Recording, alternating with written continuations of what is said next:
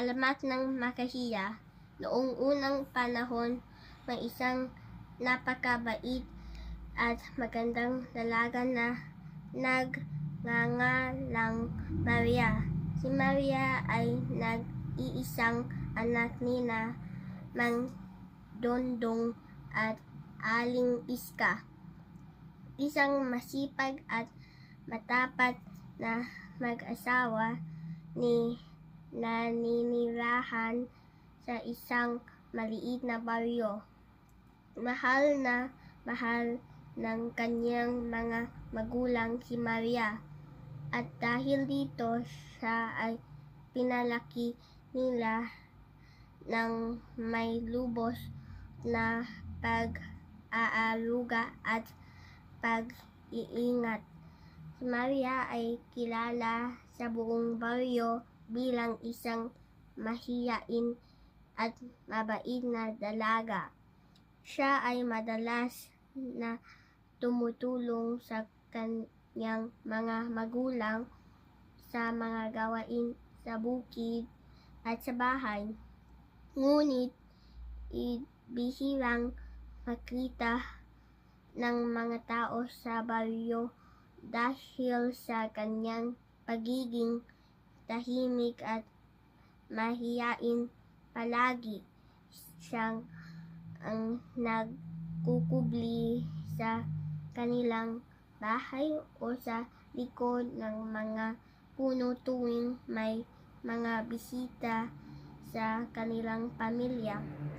Dahil sa labis na pagmamahal ng kanyang mga magulang, sila ay laging nag-aalala para sa kaligtasan ni Maria. Natatakot sila na baka siya ay mapahamak o mapansin ng masasamang tao dahil sa kanyang kagandahan, kaya't palagi siyang sabihan ng kanyang mga magulang na magtago tuwing may estranghero o bisita.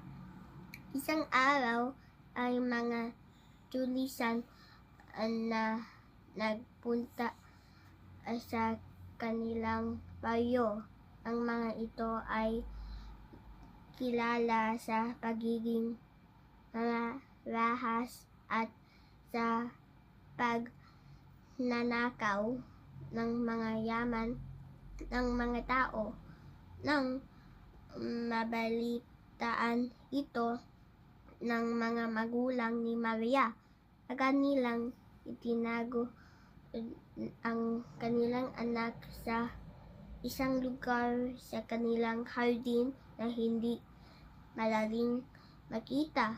Si Maria ay itinatago nila sa isang maliit na bahagi ng hardin at napapalibutan ng mga halaman at puno. Habang nagtatago si Maria, taimtim siya ang nanalangin sa Diyos na iligtas siya at ang kanyang mga magulang mula sa mga tulisan.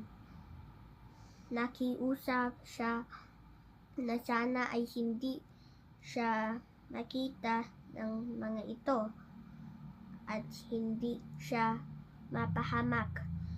Sa di inaasahang pagkakataon, biglang dumating ang mga tulisan sa kanilang bahay.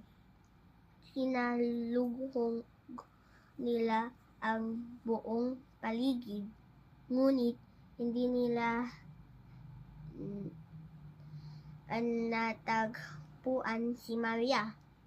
Pagkatapos ng ilang sandali, umalis na ang mga tulisan nang walang nadadala.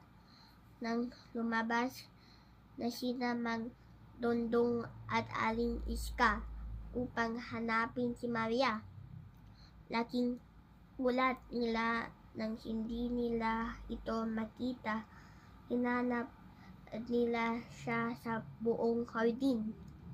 Ngunit itila naglaho siya ng parang bula sa gitna ng kanilang kalungkutan. Napansin nila ang isang kakaibang halaman na noon lamang nila nakita sa kanilang hardin. Ang halaman na ito ay may mga dahon na sa bawat pagdampi ay mabilis na tumitiklop at nagkukubli.